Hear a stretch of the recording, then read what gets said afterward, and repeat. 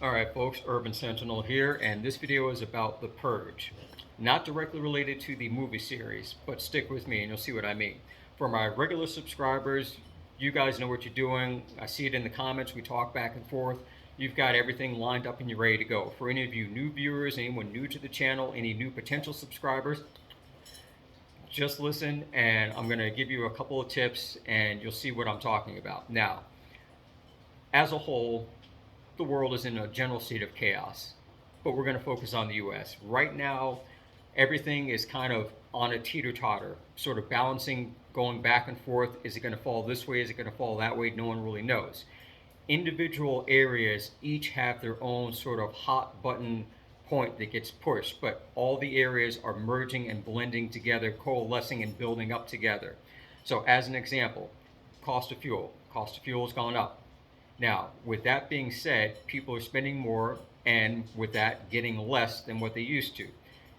You go to fill up, it may reach a certain point where gas stations start limiting the amount of fuel and people start bringing extra gas cans so that way they can fill those up and have extra gas on hand. Some for the vehicles that they need to use, some for their backup generators, what have you.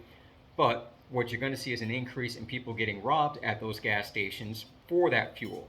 You're going to see people waiting for that convenient moment when, 3 out of the 4 cans are filled up. Well, they can just run up. It doesn't matter whether it's a gun, bat, a knife, or just sheer intimidation and brute force. They're going to take that gasoline because that's free gas for them.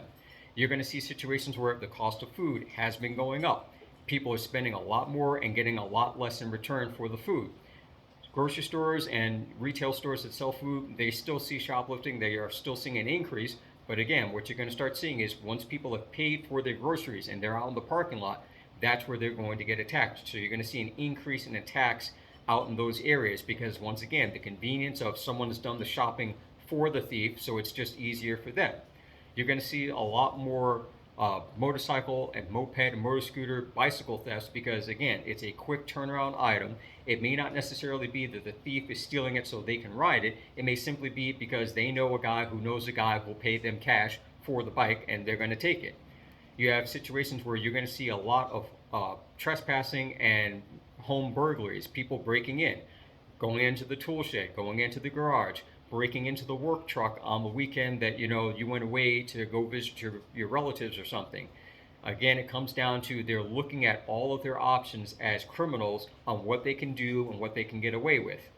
Moving into the summer, we've already been told that this summer is going to be a very hot summer in most of the country.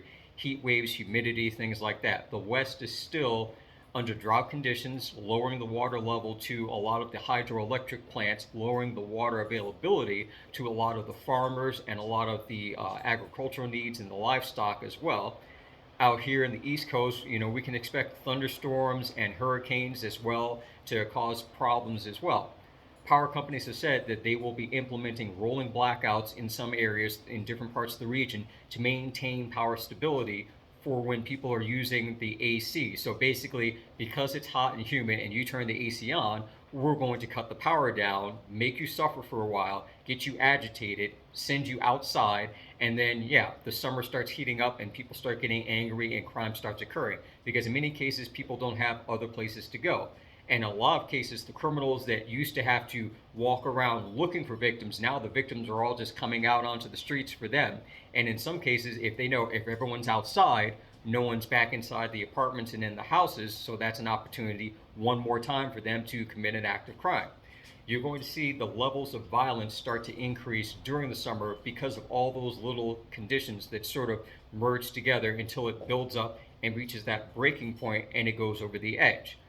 That summer, this coming up period, is not going to end quickly. It's going to keep going because it's going to go right into the fall and into the winter because we run into the same problems again. If fuel is expensive now for driving the cars, it's going to be just as expensive to heat the homes.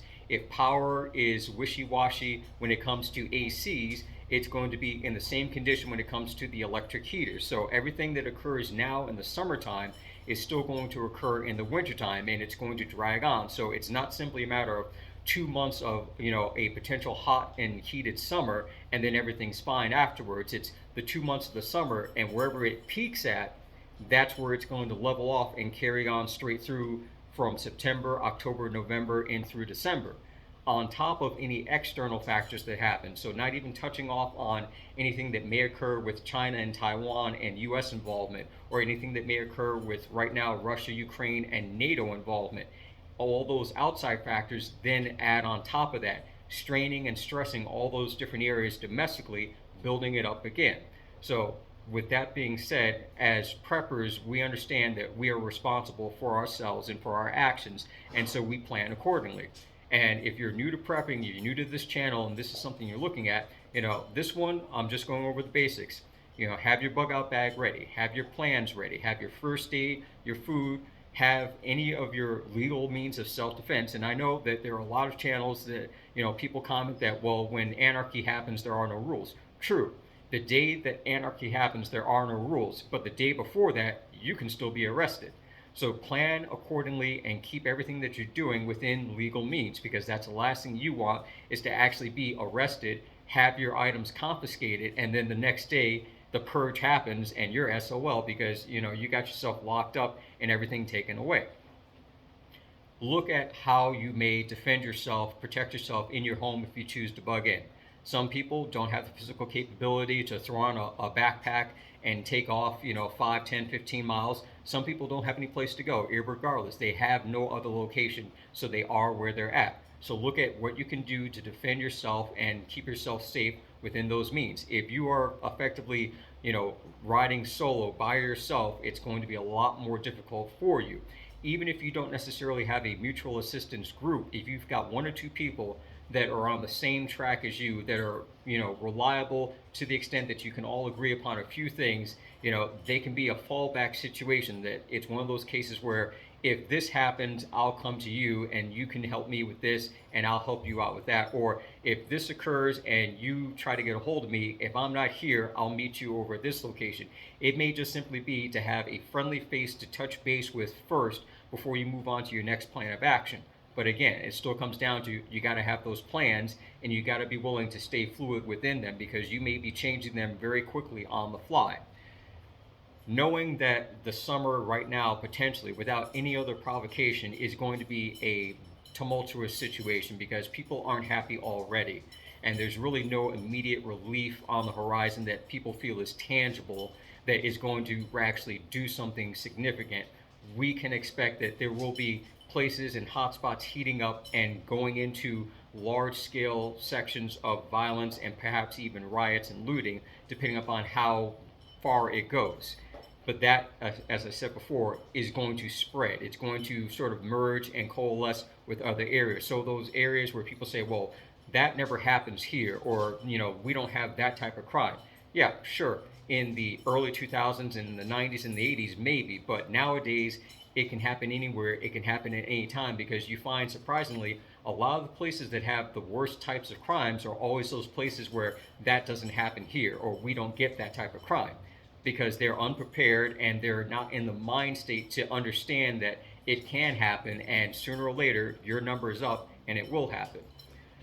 So from here going forward, it really comes down to keeping up on your preps, doing your plans, reorganizing your things, doing your dry runs, going through the scenarios that realistically could happen, or even looking at scenarios of situations that have happened, seeing where people were successful, meaning they didn't die, and where people unfortunately were unsuccessful and they did, seeing what small differences occurred in those situations. That yes, it's always hindsight is 2020, but if you're alive and to have the hindsight, that 2020 is going to keep you from being that next victim, hopefully, if something like that should happen, because you'll have the wherewithal then to know of your options and the plans that you've got in the back of your head to get that going. Not much more to say about the future, as it were, because this isn't about predictions. This is simply about seeing the patterns, seeing where things are going, knowing how things have gone from just even 5-10 years ago up to where we're at now. Everything is still moving forward. Everything is still building up on top, and that's where we're going to hit that certain break point where everything spills out and spills over, and effectively it becomes that raging, chaotic, sweeping purge situation where people that are frustrated, angry, and tired in combination with people that have nothing better to do than cause chaos, end up meeting on the same battlefield. And yes, they may be going head to head, but at a certain point, there's just fists and elbows and bullets flying everywhere, and no one really knows who the good guy and who the bad guy is, because everyone looks the same at that point in time. So it's a matter of planning now, looking at what you can and can't do in those situations and what you're willing to go through to get yourself out of that situation, to avoid it if all possible. But if you're stuck in the middle of it, have a way to fight your way through and get the hell out and move on to the next part of your plan, which is keeping your butt alive. So that's it for now.